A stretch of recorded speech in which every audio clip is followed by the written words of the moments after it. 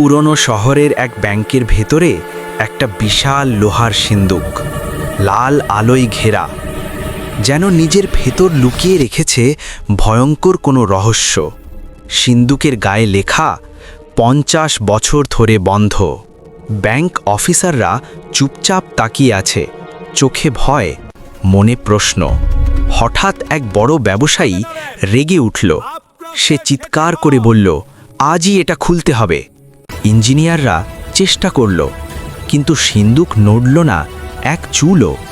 হতাশা ছড়িয়ে পড়ল চারদিকে। অনেক চেষ্টা করছে, সিন্দুক খুলতে পারছে না।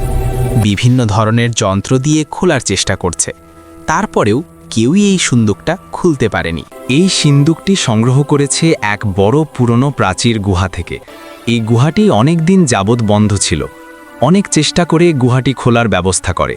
সিন্দুকটি পাওয়ার জন্য অনেক দেশ থেকে লোকজন এসেছিল, কিন্তু কেউ খুঁজে পায়নি। অবশেষে সিন্দুকটি পাওয়া গিয়েছে। সিন্দুকটি নেওয়ার জন্য কিছু লোক এসে সিন্দুকটি গুহা থেকে নিয়ে যায়। হঠাৎ এক ছোট ছেলে এসে বলল, আমি এই সিন্দুকটি খুলতে পারবো। সবাই অবাক হয়ে তাকিয়ে রইল। ছেলেটি সাহস করে এগিয়ে আসলো, ছেলেটিকে মারধর করতে লাগলো। বলল, তোর মতো পিচ্চি ছেলে সিন্দুক কিভাবে খুলবে? আমরা সবাই মিলে খুলতে পারি না? ছেলেটি হার মানল না, আমি এই সিন্দুকটি খুলে দেখাবই।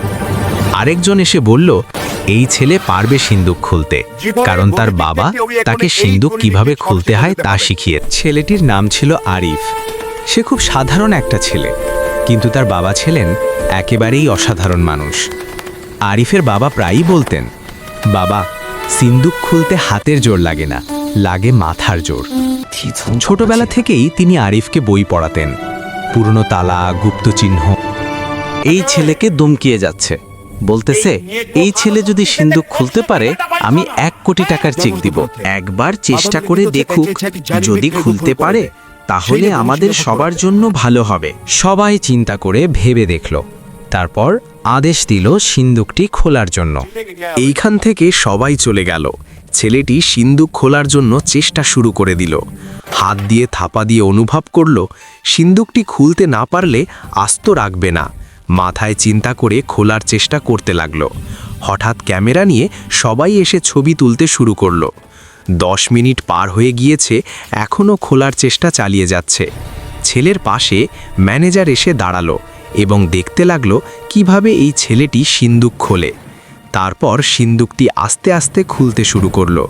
সিন্দুকের ভেতর থেকে আলো জ্বলে উঠল। সিন্দুকের ভিতরে কয়েক কোটি দামের সোনা রয়েছে। সবাই সোনা দেখে অবাক হয়ে তাকিয়ে রইল। কেউ কল্পনাও করতে পারেনি এতগুলো সোনা থাকবে এত দামের। সবাই অবাক হয়ে গেল। তারপর সিন্দুকের ডাকনাটি লাগিয়ে দিল। কথা ছিল ছেলেকে 1 কোটি টাকার চেক উপহার দেবে। কথা রাখলো, ছেলেটিকে 1 কোটি টাকার চেক উপহার দিল। ভালো খবর। হ্যাঁ, এটা আমার সেরা দিন।